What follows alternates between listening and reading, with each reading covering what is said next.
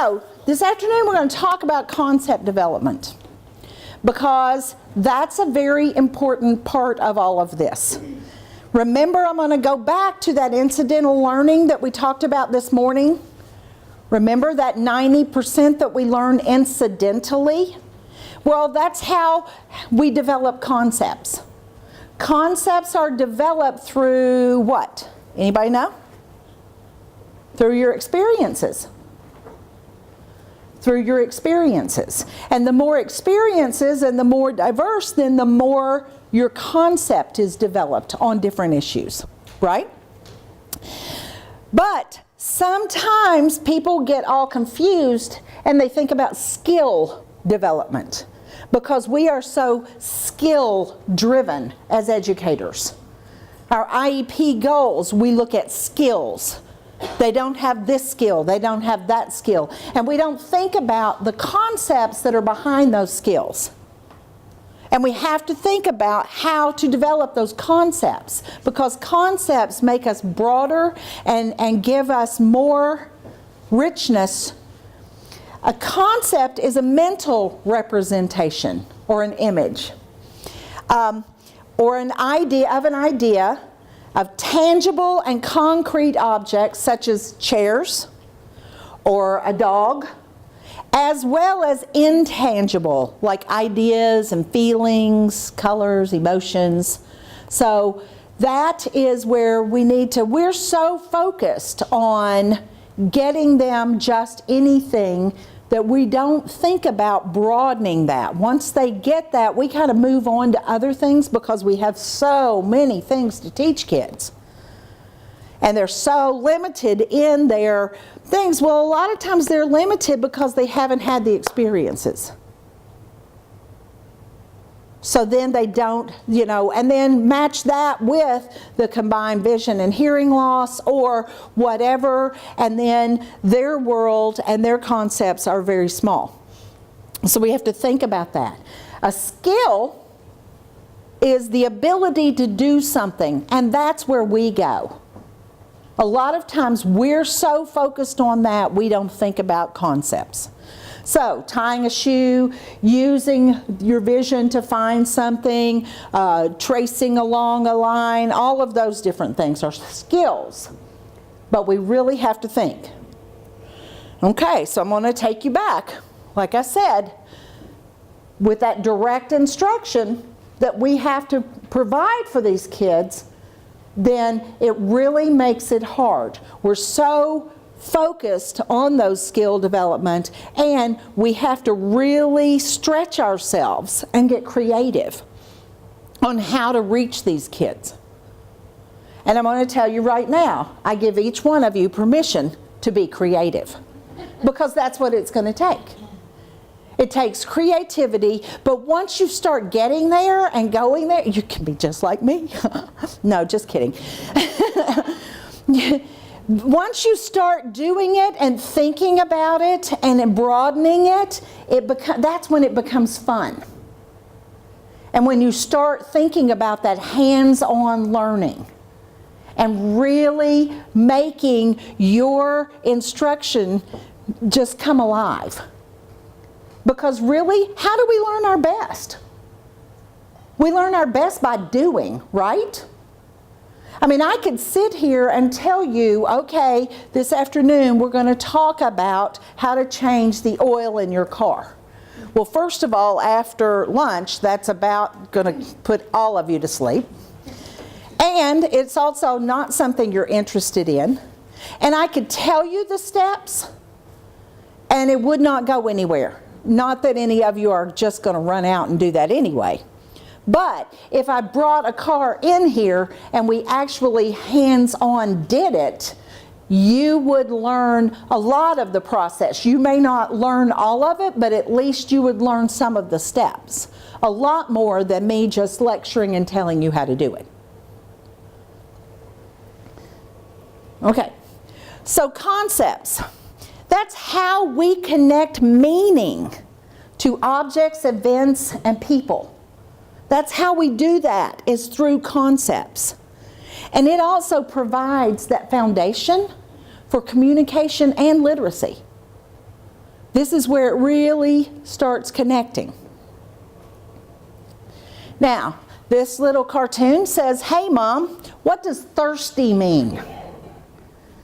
You know, it's kind of hard to think about some of these concepts that we need to teach kids and how we're going to get it across, especially if they have limited vision and hearing, and then we're going to teach them these concepts.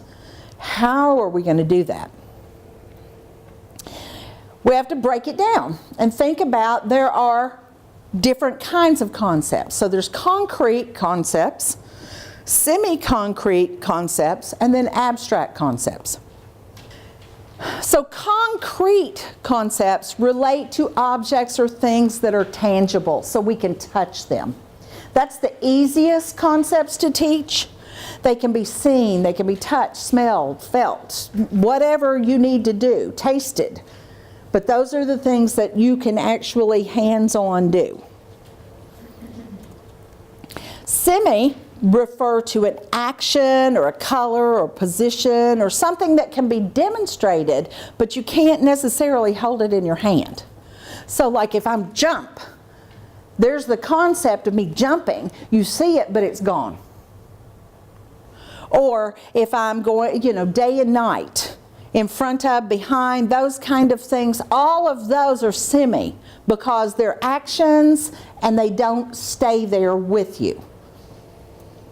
And then abstract are like feelings, emotions, ideas, qualities, so love, patriotism, worry, those things. But concepts that are tangible, so the things that we can tangibly really teach kids that with deaf blindness are that objects exist. So sometimes they don't even know that objects exist even in front of them. And you think about it, some of these guys, if they don't have the vision, they don't have the hearing, they're not going to be what motivates us to move in the first place. It's our vision. That's what motivated us as infants to start to crawl, to start to move towards things, to roll. All of those things is our vision made us do that. Some of these guys, if they don't have the vision, they don't have the hearing, this is a real safe place. Man, it's real safe here. If I move out, and the times that I have, that's a scary world out there, and I don't know what's out there, and I don't know what can hurt me. So sometimes having that and teaching kids even to explore. One of the ways I would do that is to have like a tray so that there is boundaries so that they can feel and give them that effort to explore and that hand under hand. Yes, ma'am. Sometimes they don't. I mean, it depends on the child. It depends on the child and depends on how much time you've spent doing that. Shelley, the child that I taught, the PT quit working with her because she said she couldn't justify having the first deaf-blind gymnast because Shelley loved to explore. We did not have that option. I mean, we didn't have that problem.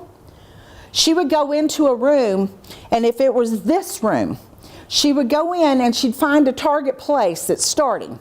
And then she'd kind of go around the room and she'd touch each piece of the room, and then she'd come back to where she started and she'd sit down and she'd just laugh. And she'd sit there and you could see the wheels turning. Then she'd go back and she'd do it in a little more detail. And she'd do that over and over and over again until she felt like she knew where she was going. In the hospital, remember I told you she spent the first 7 years kind of more in the hospital than in a home? The doctors and nurses were scared to death of her because here she was, all these wires. She had a Broviac decline, so she couldn't absorb food. So she was fed intravenously 12 hours a night. So she was considered medically fragile. But to be around her, you would never know that if you didn't know that patch was there. So she had tubing that came out, and she was fed that way 12 hours at night.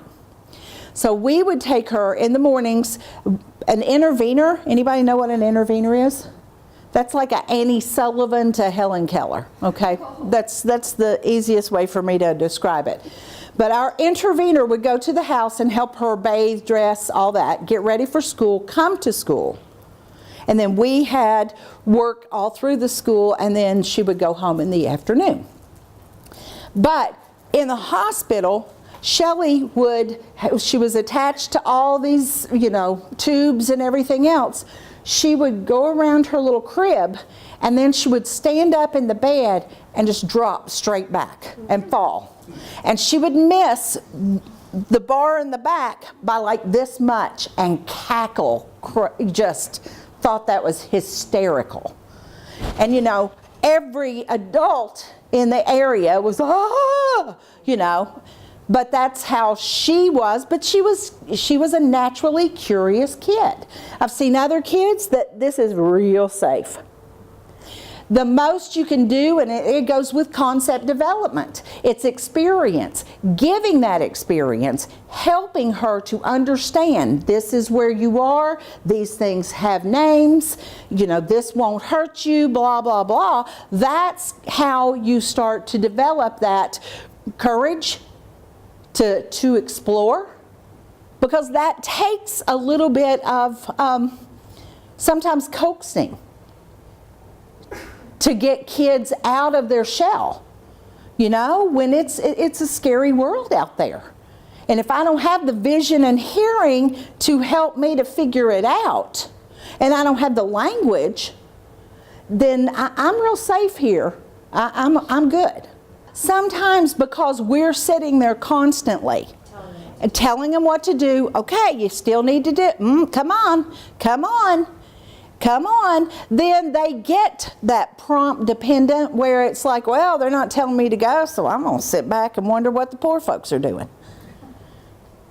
And sometimes, and it wasn't intentional. Don't beat yourself up over it, What you can start doing is start giving her that, come on, you need to do it, but then start backing away a little bit. Start backing away, and when she doesn't, then, come on.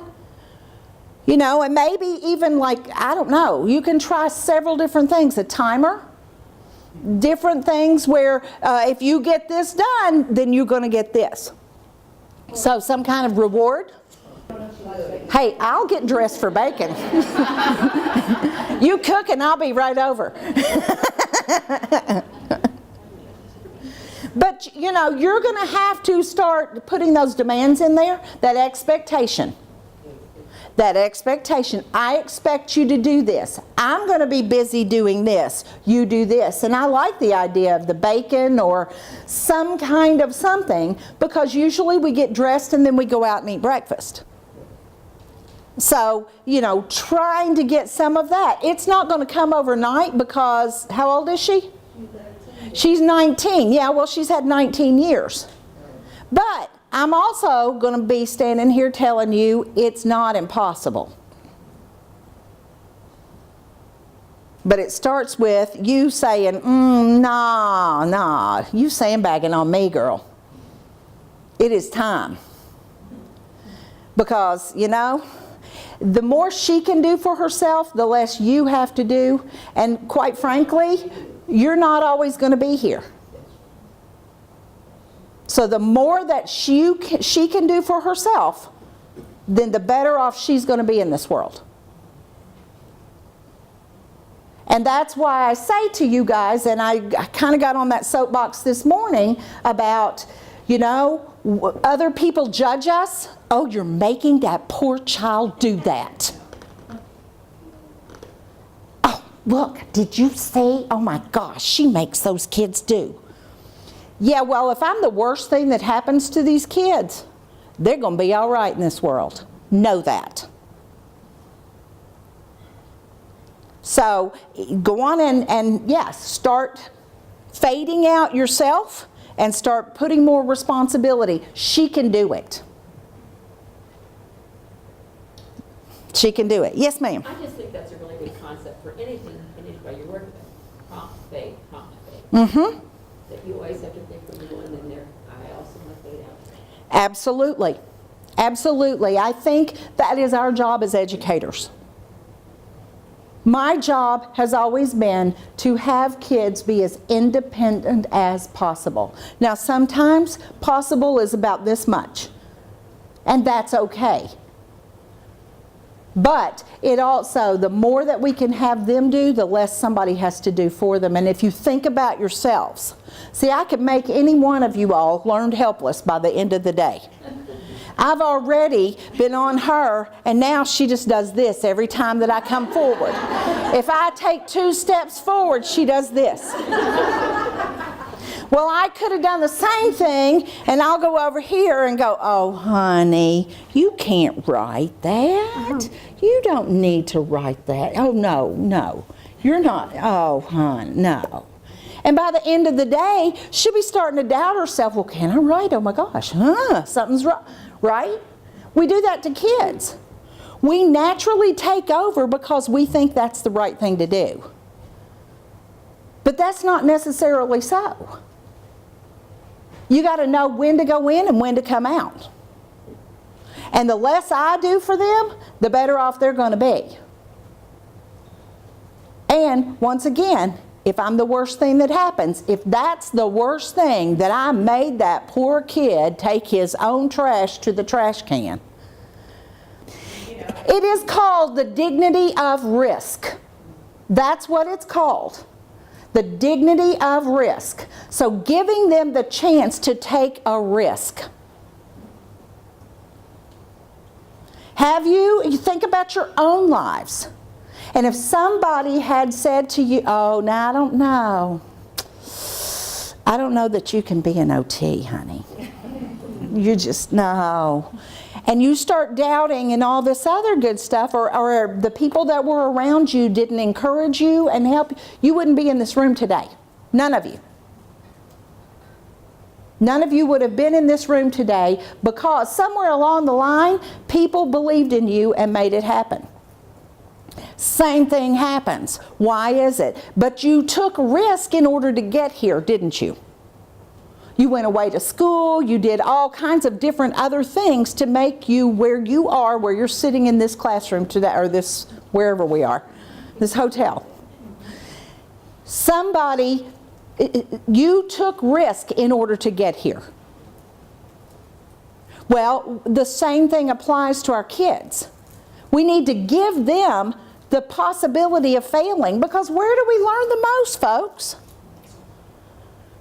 Where do you learn the absolute most in life? It's through your failures. When everything's going on autopilot, you're good. But let something mess up, oh, I'm never doing that again, that's for sure. Oh, some of your big, hardest, worst lessons were through your failures. Know that. So why can't we give them the dignity of taking those same risks and failing? It's okay, because they're going to learn. It's problem solving. How do we get around in life? Problem solving. That also feeds right into concept development. So, wait, off the soapbox again and back into the slides. Okay, so we're going back to tangible concepts, solid concepts that we are tangible, you can touch, smell, whatever. Objects have permanence. That means if I have these pens and I put this over it, they're still there. And sometimes kids don't know that. That's object permanence. Objects differ. So there's a difference between these pens and this, right?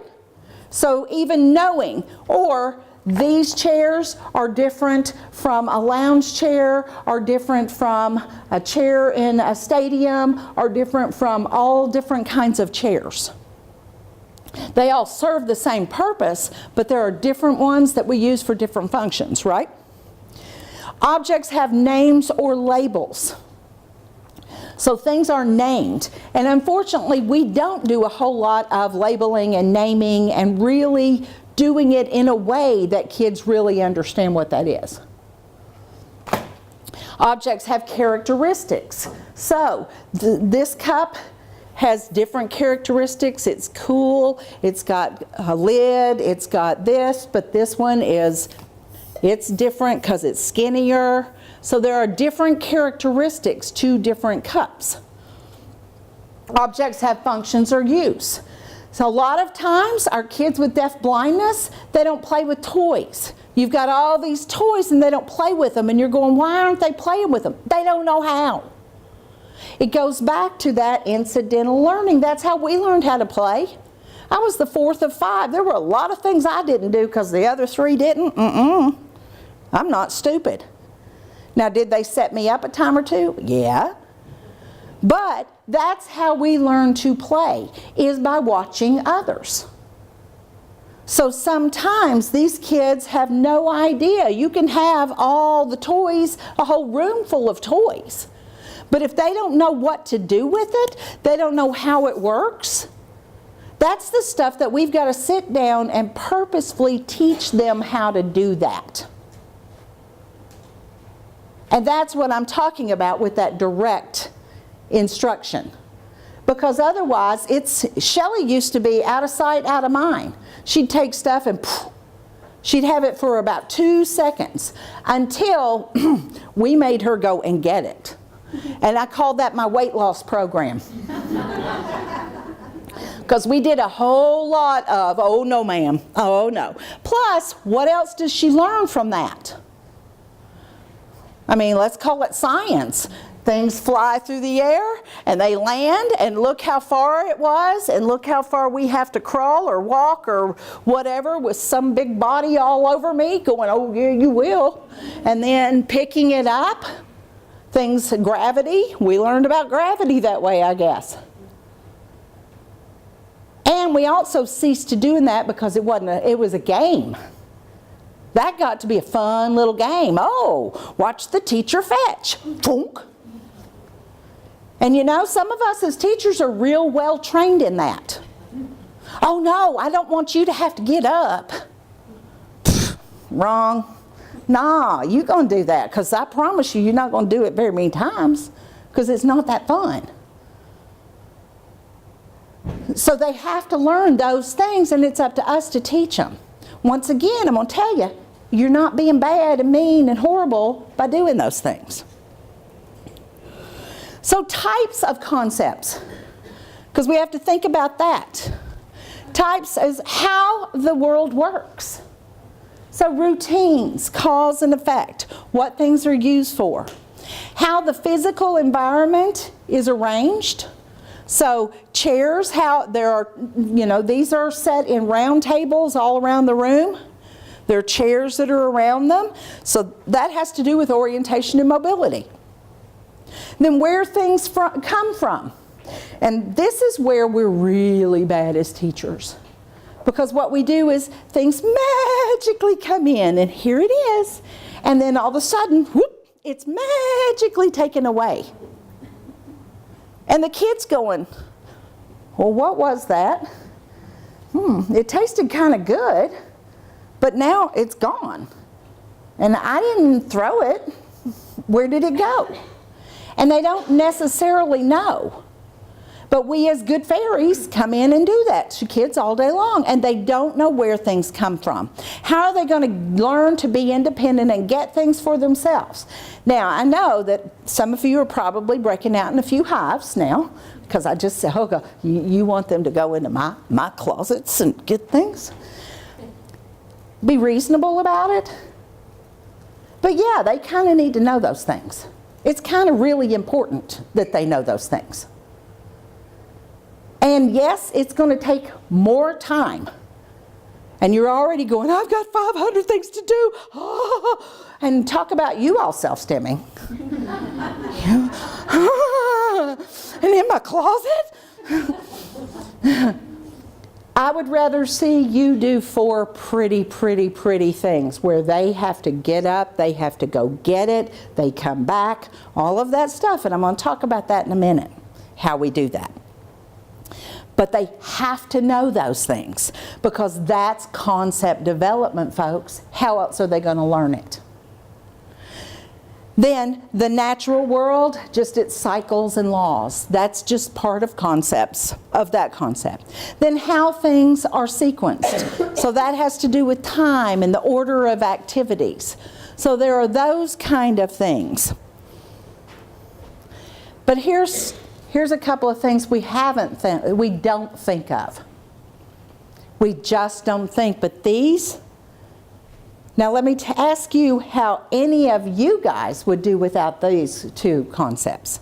Self-concept, if you can't see yourself, then how do you know what your attributes are? How do you know that your hair is here? My hair is here. Is your hair still there? Is your hair in the same place as mine? Your hair is curly. Mine's not. Huh. Wow, there's different textures. You have those same things as I do. That must mean we have some kind of connection here. So there's that self-concept and then social concepts. So even that conversation or having, about fashion. How do we, when we have breaks, what do y'all do? Y'all sit and talk, right? And it's not all about communication either, I bet. I bet some of you have talked a little bit about other things that are of interest to you. And that's okay. That's what makes us human. But see, we forget about these things that are really, really important features of being a human. Things that we really take for granted. Oh, well, we've got so many other things. How can we possibly get to these?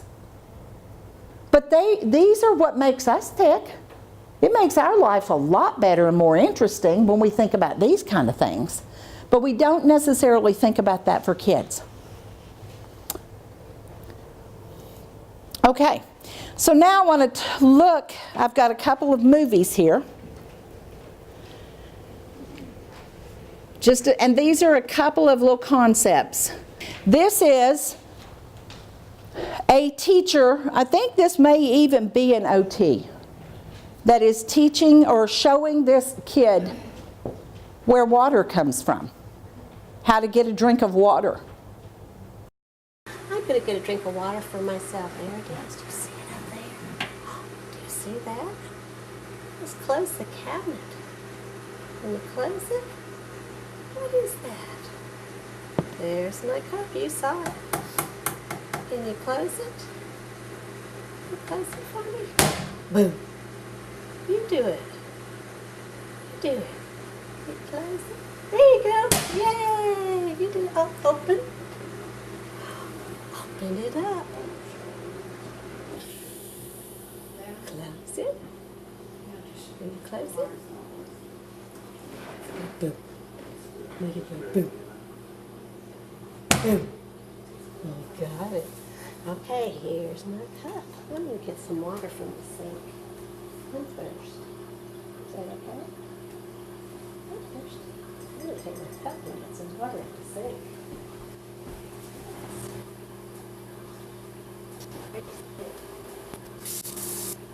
Turn it on.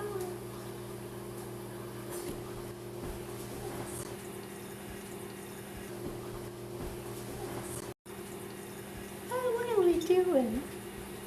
The water's coming on. There's the water. Can you feel it? There it is. Oh, it's kind of hot. I got it on warm. There. It's still kind of warm. Which way is your cold?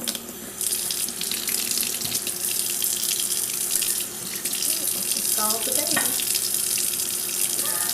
Don't scald the baby. That's bad. Here we go. Okay. Water. Oh, there's the dishwasher. Did you hear it? I'd like to leave. Let's do the dishwasher. Put your hand under there. You want to do it? You ready? Up. There's the water. There's the water. Ooh, cold and wet. Your toes are in it too. Your toes are in it. Ooh, it's cold. So get a drink. Here I go. Here's my cup. I'm going to drink, get a drink of water. You ready? Drink of that.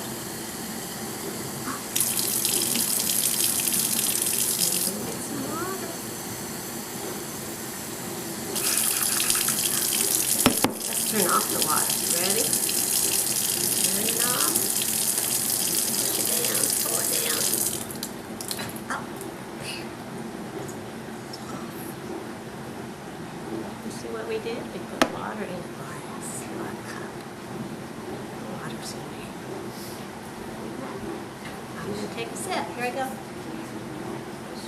Mmm. Good stuff. That's good. See that? You want to touch it? You can. There you go. Look, it's water inside. I'll show you there's water inside. If you ask him, he might want to sip. Sometimes I have to give him a sip. Do you mind if he sips after, No. after me? Want a sip? A sip of water? Want a sip, sip, sip? You just want to have fun? Want a little bit more? Want a sip? No. Say no, thank you. No, thank you. Okay, I'll take another sip. I'm all done. I'm gonna pour it out. All done. All done. We're done.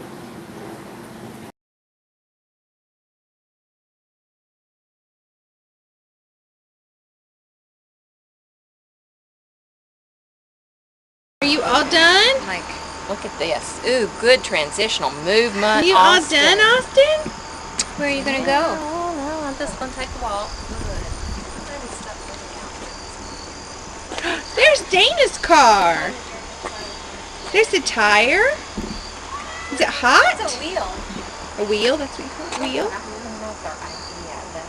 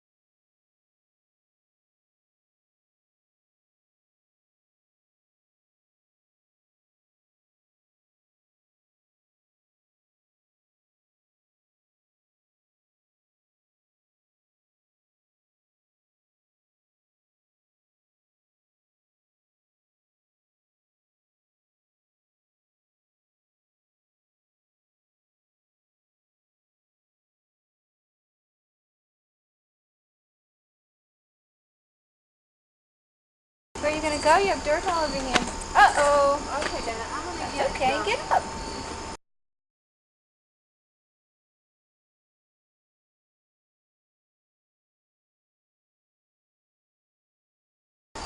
Come see me. Oh, thank you. Thank. Oh, this is the grass. You want to sit with Mom? Pop. Grass. Grass. Look, it's the grass. It's fun to play in the grass. It's okay. I know. It's not that great. It's not that great. It's okay. You don't like it. I don't blame you. Because sometimes kids don't like. It's scratchy or itchy and there are bugs and, you know. But you see how they took the time to really explore, and that's what we have to do. You have to stop what you're doing. It's so much more important. So now when they say we're going into the car and go to wherever, then he has more of a concept of what that car is. It's not just that seat that he's sitting in, the car seat. It's big, it has 4 doors, it has this, that, and the other. I now know where water's coming from. You may have to do that multiple times. It's not going to be a one-shot deal with some kids. But really getting that chance to explore and really taking the time to explore with them is how they develop their concepts and how they develop a sense of the world and how they're supposed to react to it and what they can do, what are the possibilities. Because if they don't have that vision and hearing, or if they don't have the experience, even if they're not deaf-blind, if we limit their access to things, they're not going to know what the world is all about. So taking that time to explore and giving them that sense of wonder and what it's like and how you do it and all the different ways to really look at things, then that changes your teaching. But that also opens the world up for this kid. So thinking about the concept development is huge. Okay. This might be my favorite part of this whole day. I get off on this part, just saying. So what is a routine? Anybody have a morning routine? You're lying if you tell me no. Every single one of us have a morning routine. Will you tell me your morning routine, please, ma'am? Okay. Okay. Anybody else? Is there anything, that's pretty typical, right? That's a routine, but if I think about that, then she just described probably 10 or so things, right? And if you break those down, each one of them can be a separate routine, right? Now, what happens when that routine is broken for you? Yep. It's just not, if that routine, and how many of us feel that way? What happens when the alarm doesn't go off? I personally, and waste 5 minutes doing that. We are so driven by our routines. We thrive on them. That's what sets a tone for our day, right? That morning routine sets that tone for us. And how many of us, how many different things can you multitask? Now let's stop and think about when you first started driving.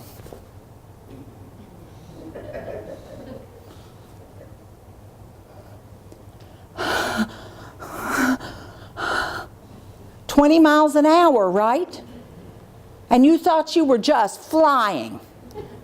Now let's fast forward to today. Now today's a little different because you didn't get here. I mean, this isn't in your typical, but think about your last typical day where you go to work. How many of you have the radio on and we're singing and we're, maybe beating kids in the back. Maybe some of us are putting makeup on. There's all different kinds of things that we're doing and we're multitasking. How much time do we spend really paying attention to the road? The exception is if there's a wreck or if your road is closed and you've got to find an alternate route. How many of you have gotten to school and go, I don't remember how I got here? And you're lying if you say you haven't. Because it's so embedded in our lives, right? We thrive on it. It gives us that sense of control. It gives us a purpose. It helps us to regulate our mind, our emotions, our body. Everything gets regulated through our routine, whatever that routine might be for you. Some of us take showers in the morning, some of us take them at night. I personally take mine at night because if I stood in the shower, I would just stand in the shower. If I had to stop at the closet and pick out what I was going to wear, I would still be standing there. I have to move. I also have to have lots of input. I've got to have, the TV is on, I'm watching the Today Show, I've got my newspaper, I'm reading it, I've also got my cell phone, I'm checking different apps for this, that, and the other. I'm doing all of those things while I'm drinking my coffee, and then I go in, fix my breakfast, come back and eat it, and so I've got all these things going on and on and on, and that's what wakes me up. That's how I get up and get regulated. But different folks, different things. When we're off of our routine, it really can throw us and can throw our day. The reason why I bring you to your routines and make you really think about it is because we haven't taught our kids that way. We don't teach kids that way. So in a lot of ways, they're just, things are happening to them. Even though, oh, we have a very structured day, we do the same thing every day, blah, blah, blah, blah, blah. How could they not know? We haven't really taught them purposefully so that they can do those routines by rote. Just like you can do your morning routine by rote. Once they can do that, then it expands for them, right? It helps them to get more regulated, and they're able to do other things as well, just like we can. But we really have to take that time to spend them. Predictable routines help them to anticipate what's going to happen next in their lives. Can you imagine a life where everything is just happening to you? You felt it a little bit today. You never knew when I was going to act on you. But if you can't anticipate what's going to happen, then how do you live your life? A little bit in defense. And I'll go back to those hypodermic needles. You're going to be living in defense thinking about when that's going to happen. Well, if you don't have the concepts and everything else, and things are just acted on you, and you never know really when people are doing it, then you live in defense mode, and you can't learn when you're there. You can't learn. You're so busy just protecting your body, you can't really live, And that's what happens to our kids. Routines help offer an opportunity to develop communication, to get the cognitive concepts that go around, to build relationships through that consistent, structured activities. So that's why it's so important. So that they know that there's a clear beginning, middle, and end. So the types of activities, there are routine activities. These are things that you do every day. There are things that we have to do, that maintenance, that pottying, and all of those different kinds of activities, those routines. Then there are child-directed activities, so the child drives those. And then there's planned activities that we do with them, right? So when you do activity-based instruction, which is the same thing, you're going to center it around routines. But you're going to do it in a very, very structured way. And in early identification, you guys, EI folks, you all thrive on routines-based and activity-based instruction. That's your way of living. We need to continue to do that when we're with older kids, because it really does work. When we do activity-based instructions in the home and in EI, then they do those activities, those routines, those task materials that are all age appropriate, right? Then we identify those activities. So when we start looking at older kids, in birth to 3, we interview the family and we talk about their day and what does that day look like, right? That's how you structure it, and that's how you kind of try to teach them then to do those activities in the same way and provide those things. For our older learners, we're going to look at the daily schedule. You're going to think about their daily schedule and what happens from the time they get up. That's where you involve the families. And in the evenings, we involve the families. What are some routines? How are we going to do that? But then in the school day, we really structure it. And we really make sure that they're engaged across all day. And we're also going to use some of the kids' preferences. But we need to remember that activities, tasks, and routines are the context. So that's where we're going to teach it. But then the skills that we have on our IEPs, we're going to embed those within those activities. We're so driven towards those skills that sometimes we skip that context piece. And we don't use that to form so that they can get those concepts in there. So what are the components of an activity? First, it's initiation. That is, we are going to do blank. Okay? So there's the first thing. That's the initiation.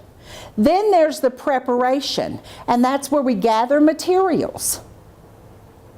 And they help us gather those materials. Now, if we're going to do something that requires a lot, I'm not going to maybe make them do all of those things, but they can certainly help me gather some of those materials. And maybe if we're doing a group activity, somebody's going to do some, somebody's going to do some of the others. So everybody is helping to gather if you're doing it in a group setting. But we have to go to where those things come from. Remember that good fairy? We're getting rid of the good fairy. Then we do the core, and that's where we as educators really think about, oh, we're doing an activity, and we go straight to there. So see, we haven't set our kids up with that prep and that gathering the materials. But we go straight to the core, and we forget about those other two really important pieces of teaching them about how the world works. Then there's the termination. When we do termination, I do it 3 times. I do it 3 times. Why would I do it that way?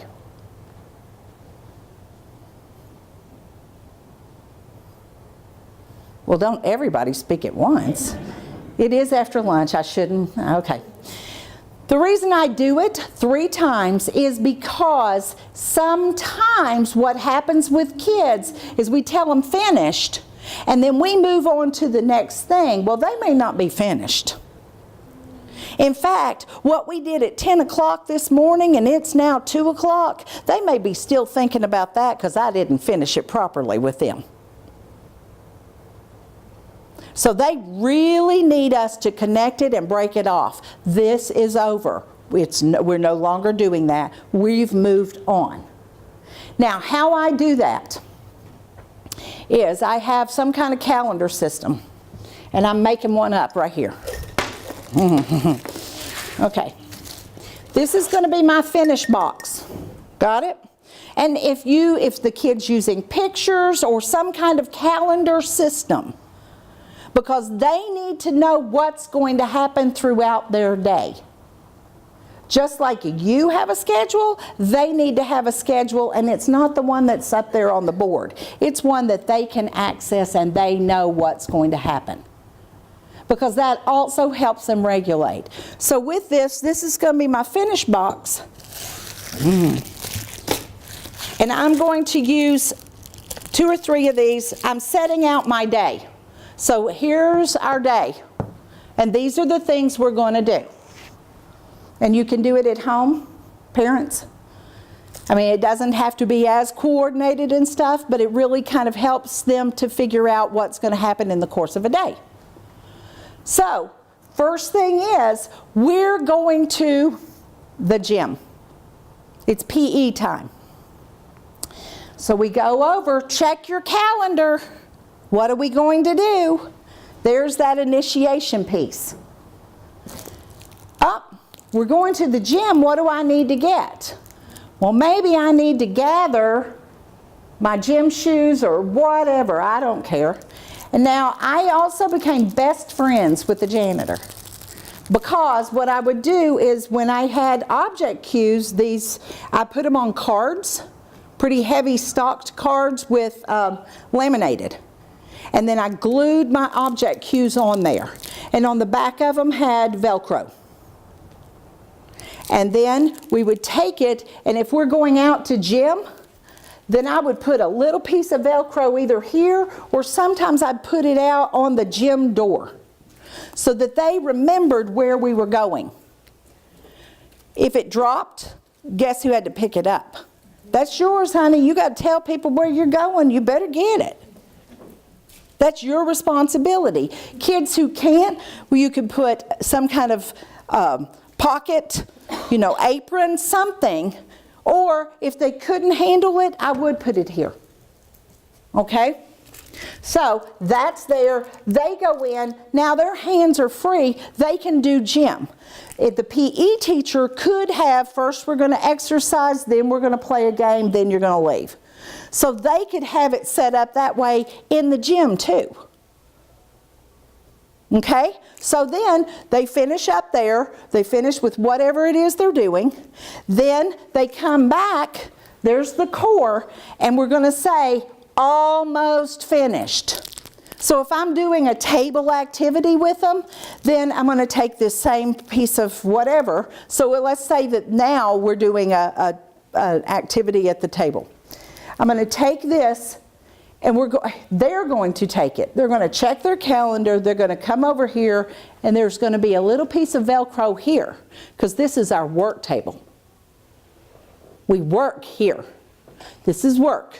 So then we're going to gather our materials. We're going to come back over here. We're going to do that activity. As we're finishing up, and that math, who was it to ask me about math? Oh, she's not here. Of course. So math, I'm going to say one more and we're finished. We're almost finished, or one more and we're finished. There's the first time, right? Then we're going to start taking our materials, and they need to put them back where they belong. And we're going to say finish there too, right? So then we take my little object cue or my picture or my whatever, and we're going to bring it back over here, and they're going to put it in the finish box. And there's your third finished. So that they know we're almost finished, we're finished. Now, no, we really are finished. And at that point, you're going to be watching. And especially if you start really systematically doing it in this way, then you're going to have them, they're going to need some processing time. They're going to need a little bit of time to go, what in the world did we just do? So I'm going to give them that, and you can tell by the looks, I can tell it by the looks of you guys. You're going, right? Everybody needs processing time. These kids, especially when you're very systematic with this stuff, you got to start there. You got to start giving them a little bit of time. Now that doesn't mean, oh well, we did that activity. Okay, you can have the rest of the day, or you can have 30 minutes. No, I'm talking about 3 to 5 minutes at most. It depends on the kid. It depends on what the activity was. It depends on how much you've worn them out, you're worn out, all of those things. But then, before you start the next activity, give them a little bit of time to process. Then, what's next? Check your calendar. And usually, with this kind of thing, you have compartments so that they can feel, oh, there's nothing there. What's the next thing? Oh, now we're going to do lunch. So that they're everything. At the end of the day, I might take time and we talk about each one of these things again. So you could start it out first thing in the morning. Let's check your calendar. What are you going to do today? So you could do that. There's one time to have communication and vocabulary brought in. Then you're actually doing it. And then at the end of the day, Here's another way for us to talk about it. Now in Kentucky, when way back in the day, which we're the ones that provided you with alternate assessment, you're welcome. And we had to do portfolios. And way back in the day, portfolios, we had to show what they could do. And that particular time, Kentucky had an initiative where every kid could write. Every kid was a writer. They didn't care if they could read, but they needed to write. Just kidding. You can edit that out. Please don't put that up on your... But every kid was a writer. And we had to do a portfolio, and I had to figure out how to do that. So what we did was, we used her calendar system, and we had scrapbooks. So every day, we'd start off, and we'd talk about her day then. Then we would go through the course of the day. At the end of the day, we would take everything out, and she'd have to talk about, or we'd have pull 3 things that she liked that we did that day. Then we mass produced all of our object cues so that then she could glue those in a scrapbook. We'd write a few sentences, that could go home, then Mom and Dad could talk about it. And actually, we didn't send that home every day, but we'd send it home like at the end of the week. So that they, oh, here's what you did. So there's a way for you to be able to talk about not only what's happening in the here and now, which are these, but also what you did yesterday, what you're going to do tomorrow, all of those different ways.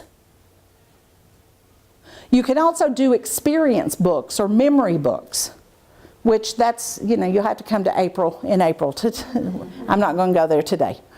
But we really need, if you do it that way, if you do that systematic instruction like that, then guess what? You teach anything to anybody.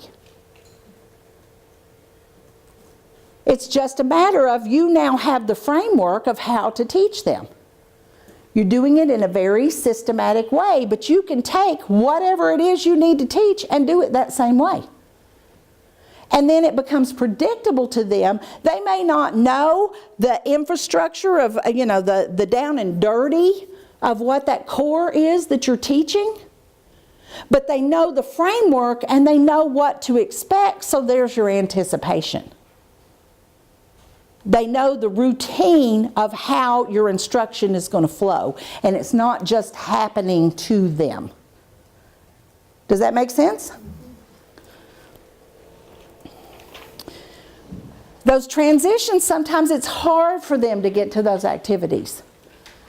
Sometimes something was so pleasurable in the morning, or something that they really like to do, that does get stuck in their heads.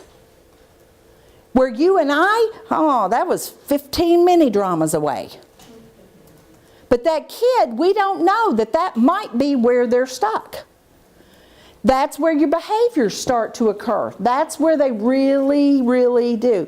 But if you really set it up this way, that's going to reduce the amount of behaviors because they know what's expected and they know, oh, here's the next thing we're going to do. And not only that, but I know what it is that we're going to do next. Especially if you do it in very much, every day, all day. If you set it up that way and you have these activities, you could trade it out some, but it still is not, your basic framework is there. And it allow that processing time, especially at first, because that's a different way that they're not necessarily used to.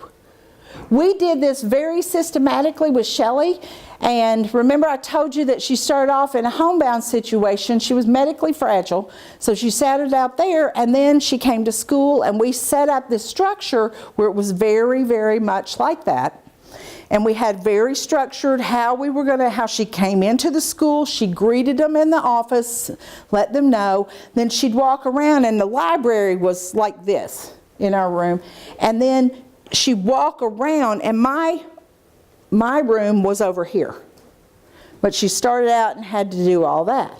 We were so systematic with it, and so very much this is how we're doing. By about the 100th day, I said, let's just let her go and let her see what she's going to do, how she's going to do this. So we started kind of backing off and letting her do that. She, deafblind, no cane, because she used that as a weapon. That was not pretty. Kids, don't ever try that again. Anyway, she went over, found, it had the glass there by the doors, and she saw that, felt that. Then she trailed all the way around, went to my room, went over to the calendar system, got the first thing, and started doing it. And we were like, well, go on. What am I even doing today? Because she was so structured, knew that routine so well. So sometimes you got to back off after you teach it like that. Then you got to back off to see how many things she could do on her own. We did that very systematically at her house with the bathing and dressing and all that routine. She could pretty much nail it. She had a few places where we had to help her. But for the most part, she could do it because we'd really been very systematic with that. Yes, ma'am. So could you get her to generalize that in a different setting? Mm-hmm. We could. It took some time. It took a little bit of time, but yeah, we also did. We gave her as much exposure as we could to different settings and different things, and yes, she certainly could. Because the routine, the base of what we were doing was there. It's just then figuring out other places where we could apply those same things. All right, so we're winding up now, and we're thinking about just how do we put it all together. We've talked about some of the strategies. We've talked about getting to know your kid, really understanding them. Then we've talked about some of the ways that you can do it. Now, how can we even further promote communication skills? We want to make the most of their available senses. We want to think about which ones are their strongest senses. Which are the senses that they use?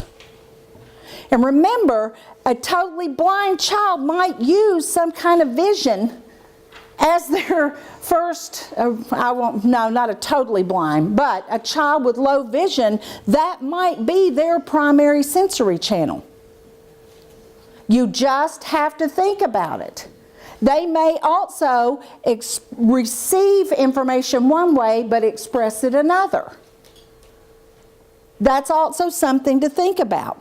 But when we're using those senses, you want to use contrast, bright colors. Kids with CVI, sometimes yellow, red, those bright colors are the things that they're really attracted to and the things that they can really hone in on. Also, good lighting. Get with your TVI folks. Even if the kid isn't a kid with vision loss and doesn't receive those services, buy your TVI a thing of M&Ms and ask them, I got some questions for you. I mean, we're all in this together, really. And it may be, I've got this kid, no, he's not going to be one of yours, but I have some questions around. Because that's how I learned. I learned the very most from some very, very good professionals that I just said, what are you doing? Why are you doing that? Now, why does that make sense? And why do you do this, that, and the other? And if we start learning from each other and start sharing our bags of tricks, because we all have our little bags of tricks, and sometimes we keep our bags because we're so afraid, if I give you all my bags of tricks, then I have no tricks. But here's the deal with that. If you share your bags of tricks, you ask them to share back. Here, I've got some stuff for you too. Let's figure these kids out together, because really, that's what's going to make it for these kids. They're complex. They're hard to deal with. They're hard to wrap your head around. How do we do these things? And you can't do it. No one person knows it all. The day that you think you are is the day you need to stop teaching. Because you've quit learning. And you got to learn in order to teach. But go to your other folks. Go to your speech path. How does this really work? Tell me more about this. Most of us are very happy to help with that. We love to talk about our craft. We do. And we love that somebody, and it's also a little support system. And just maybe if I go to you and say, I got these problems, then maybe you'll come to me and go, well, what about this for my, my kids? I have these other kids. That's how we learn. And that's only going to make you stronger and wiser. Also reflect on your teaching. Really, I use the summers. And usually, those first couple of weeks of school, I'd be like, I need to be somewhere. No, I don't. Whew, I got to be, no, I don't. So I then get into some kind of project. And it's usually like painting or something where I could see change. And see something at the end there was a finished product. But through that, I would think about my school year. And what did I do right in that school year? What are things that messed up in the school year? And I really looked at it like just, like I was viewing a movie. Just, well, I didn't do so well on that. What can I do next year to make that better? So if you do, stop and think, because we get so caught up in our day-to-day that we don't take that time to really process. Now, we all process. Sometime in your life, sometime in the course of your week, you have processing time. It may be when you're mindless and you're in that car. Remember how you don't necessarily watch what you're doing when you're driving? That may be, but sometimes it's really valuable to make you a better teacher to use that processing time. Okay, so getting back to kids, use games, repetition, and routines. Make it fun. If you're having fun, they're going to have fun. If it's that same thing day in, day out, and it's just like this, then nobody's going to learn because everybody's going to shut down. Make it fun. Make it interesting. Find ways to shake it up. Because if you do that, then that kid's going to be much more engaged. We used to do community-based instruction, and we'd take kids out to the grocery store and find our stuff on Monday. We'd locate it. Then on Friday, we'd go and actually buy it. We'd set our recipes and what we were going to do on Fridays, on Monday. And we'd go out and practice shopping on Monday, and then on Friday, we'd go out and do it. In the afternoons, then we'd cook. We'd go to the grocery store first thing in the morning, then we'd cook and we'd have some kind of lunch. Mr. John was in a wheelchair, pretty CP, didn't have a whole lot of control. His job for us, because everybody else was either patting out hamburgers or doing, putting the fries and all this other good stuff. We had a hard time figuring out what John could do. What we would do with John is, when we put something in the oven, we'd unstrap his leg. It was his job to shut that oven door. Oh man, was John right there ready to help us. He was ready. He had that leg cocked and ready. Couldn't wait for us to take that foot out. And he was engaged in the whole thing, where he was watching it all, because he knew. And it's a vital part. It's really important that somebody shut that oven door, the stuff doesn't get cooked. Old John, he really looked forward and he was very engaged. That's how you have to stop and think, how can we do it? That's where I'm going to say, you all have permission to be creative. Have fun with it. Shake it up. Give the other teacher something to talk about. And then you say, I teach special ed. That's just how we roll. And then they're like, well, they all get to do fun things. We have to do math. Sucks to be you.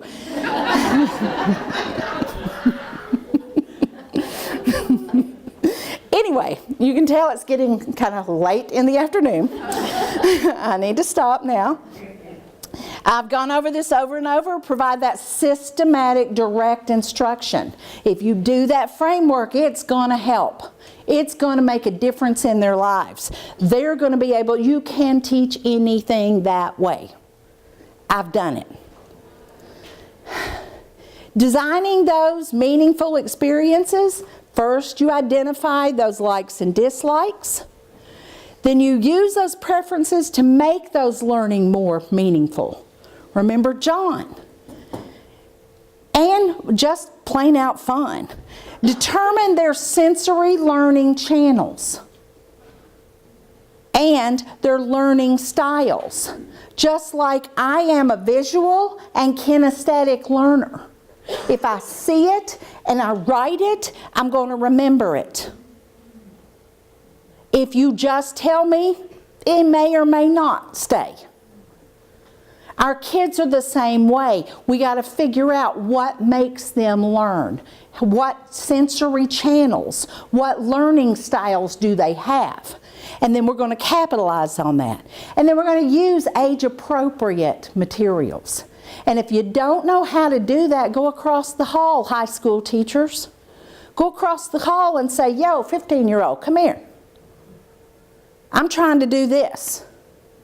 You know, we can use graphs and all kinds of things. We like music? Well, let's take a poll in the high school. What are the different kinds of music that everybody likes? And have the kids taking a poll. I'm all about some getting my kids out and giving them PR. To give them the other kids in the school to know that my kids like music too. They like doing things. They like socializing. So I'm going to get them out and make sure that they can do those things. And it's amazing how it opens the door for many opportunities, and it could even mean career. I have a friend, a very dear colleague, who I met her when she was in 7th grade. She then went to school and became a teacher of the deaf. She was my intervener for a year. After she graduated from college, she didn't feel ready to teach, so she came and became my intervener for Shelley. We built that program. Then she took my job when I quit teaching. And then I've located her again years later. She's now in deafblind field. So you never know who you're touching by going out and showing others just how much fun you can have in your job. And daggone, we need folks in our field, folks. But they're not going to know that that's even something that they would want to do unless you promote it. Now, I didn't go out and seek her, but I guess she's my work daughter.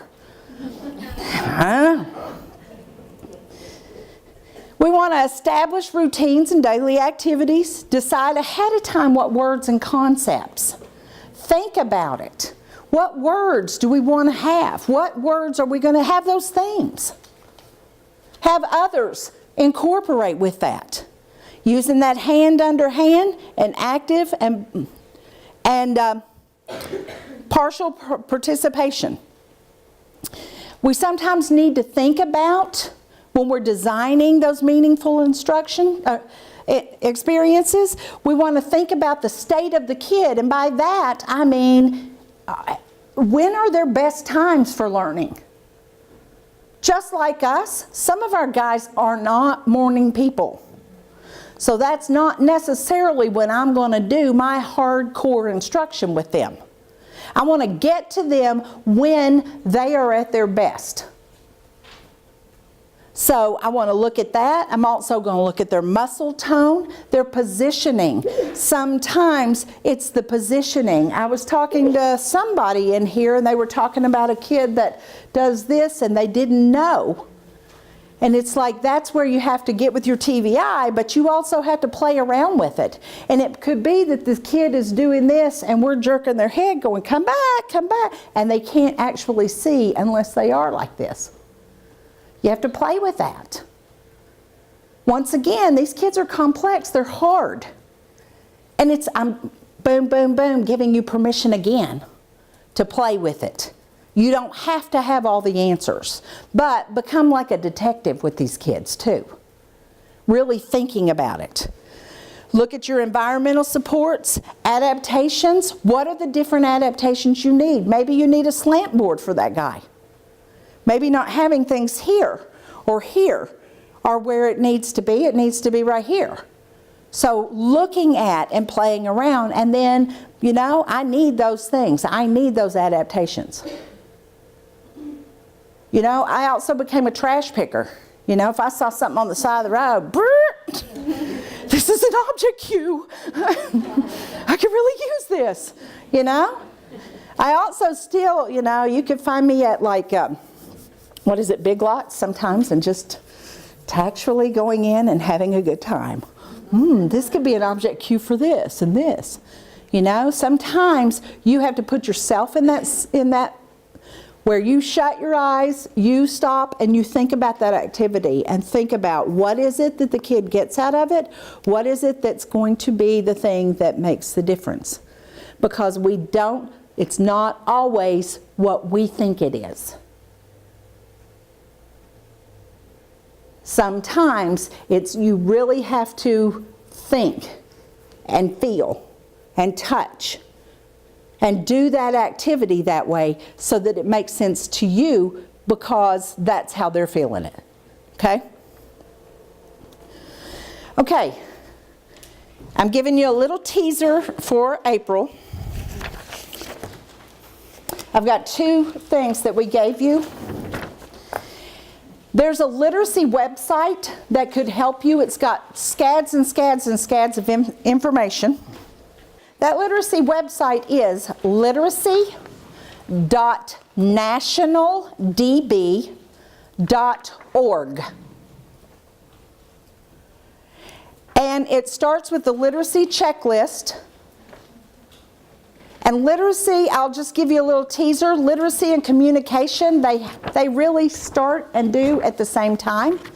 You don't necessarily even have to come in April, because a lot of what I say today, I've said today, I will say in April.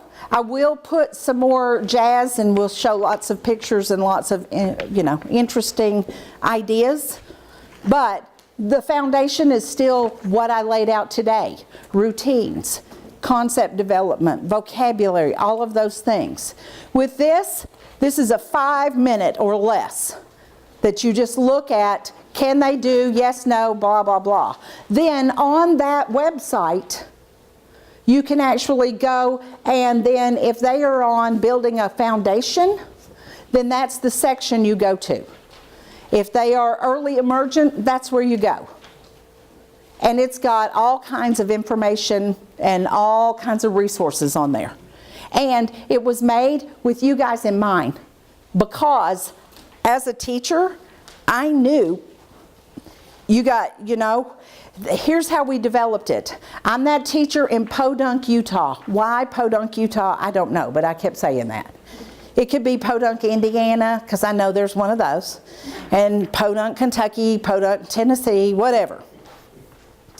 But I just found out that they're wheeling in a deafblind student tomorrow, and I got to teach literacy, and I got 15 minutes. What do I do? That's how this website is designed, because you go to where it tells you on this, and then there are strategies over there. When you click the strategies, then it tells you what to do, and it's kind of task analyzed. And then if that doesn't work, then things to consider, because the ownership, my friends, is on you guys. It's not the kids' fault. It's us not figuring it out. The other thing is, always ask yourself. And if you just post this up on your wall, and you just think about these things, you're automatically raising the bar on instruction for kids. If you just think about, have I got this kid positioned right? Am I using their most alert times? Are the environmental supports in place? Did you identify yourself to the child? Are you close enough to the child? So there's all those things that if you just start thinking those in your brain, it's going to make you a better teacher. It's going to help you to connect with these kids more. Another thing, we've talked quite a bit about communication, and we've also talked about how to get everybody else doing the same things, that it's really hard because like in our EI friends, they don't necessarily see each other. And you know, our itinerant folks, they don't necessarily get to see everybody.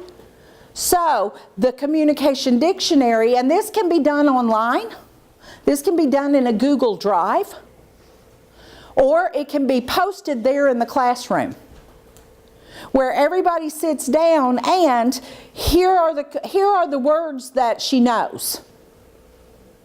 And this is how we do the signs. In a Google Drive, what you could do is have the teacher of the deaf, if you're using sign, then say, here are the words that we're going to use this week or this month. We're targeting these 5 words. Here's how you do the sign.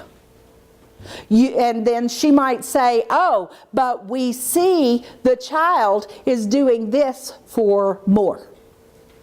This is how we do more, but this is how the child does more.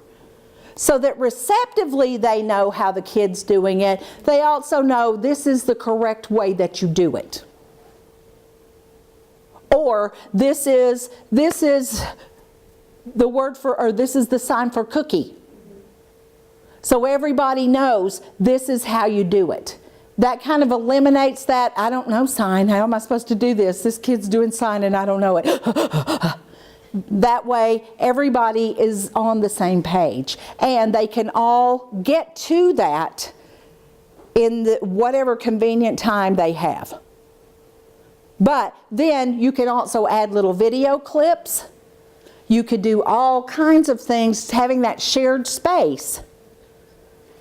And then even having the parents engaged in that and knowing what, so there's an idea for that. The last thing I'm kind of going to think about and talk about is person-centered planning. And the reason I bring this up, how many of you are even aware of person-centered planning? Okay. So person-centered planning is a way, you know, what do we talk about when we do IEPs and all that good stuff?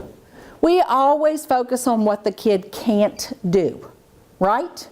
And their focus is on all the deficits. And that's what we're working on. Well, a person-centered plan really kind of flips the switch.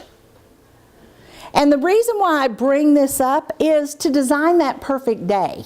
What you do when you do a person-centered plan is you go through, you get people who know the child. And that could be the guy at the grocery store that he's just taken a particular liking to. And that they have like a little engagement. Or somebody from church. Or the neighbor next door. Or grandma. It could be all kinds of different people. And you bring them all in because each one of us know these kids in a different way. Think about your own life and your own self. Most of us, I can't say that I'm this way, but most of us act in different ways in different environments, right? You're acting very differently here today than you do if you're out with your girlfriends on a Saturday night. Or if you're at a funeral or if you're at church. We all act in different ways, right? Well, our kids do the same things. Our kids act differently with different people. So different people have different perspectives of these kids. And when you do person-centered planning, you start out with maps. And it starts with the history usually. And then it talks about what are your dreams and everybody, you know, who is this kid? And everybody gives just like one word, you know, just, oh, he's friendly, he's happy, he's stubborn, he's this, he's that. You know, all qualities about the kid, but that's just who they are. Just like People could say those same things about me, right? So then you talk about what are the dreams for this kid? What are your dreams? What do you want to see this kid doing in 10 years? What are your nightmares too? Because if you don't address those nightmares, sometimes somebody addresses those nightmares, actually says it out loud, and somebody else in that room might say, oh, I've got a solution to that. But if you don't express those nightmares, then how can anybody ever say anything about it, right? And there are true that we all have dreams and we have fears for our kids.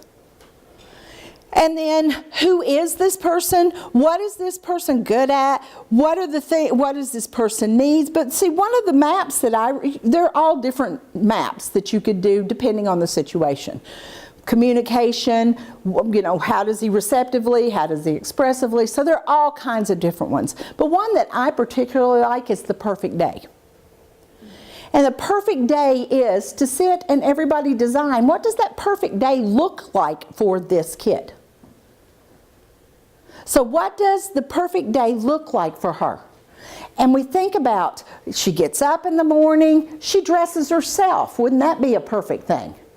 Then she comes out to the breakfast, she eats breakfast. When she finishes, she puts her dishes over in the sink.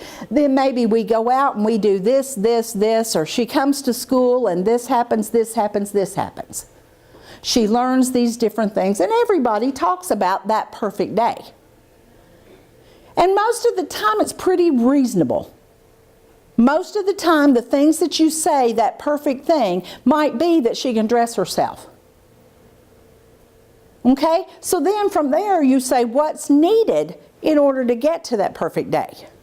That's where you get your action plan. That's where you get your, what are you going to do about this? All of these things are really nice, touchy-feely. I now know a little bit more about this kid, but in reality, what are some things that we can do towards getting that perfect day? And that's where you get the who's going to do and how's the timeline and all that good stuff. So, I want you to think about your kids and think about that perfect day. I'm closing with that.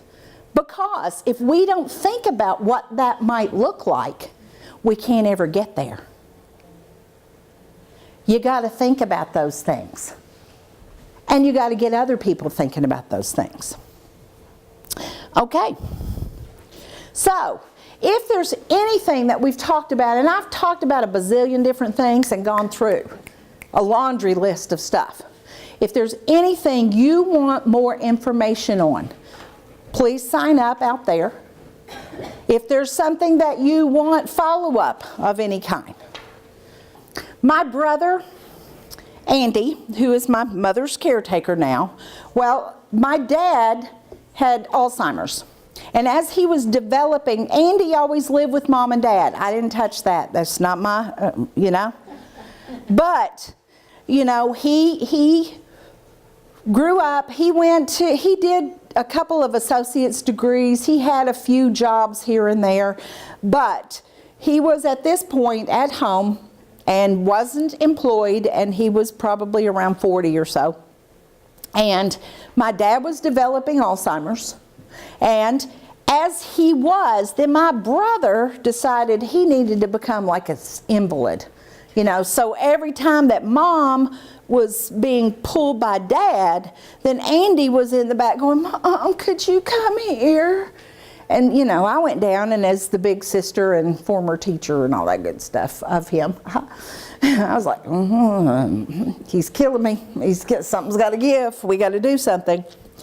So I felt like we needed to do a person-centered plan because, quite frankly, Mom and Dad were getting older. We did need to think about where's Andy going to go, what's going to happen, all this. And plus, I want him to have a job. I want him out of that house because he needed a life and not my mom's.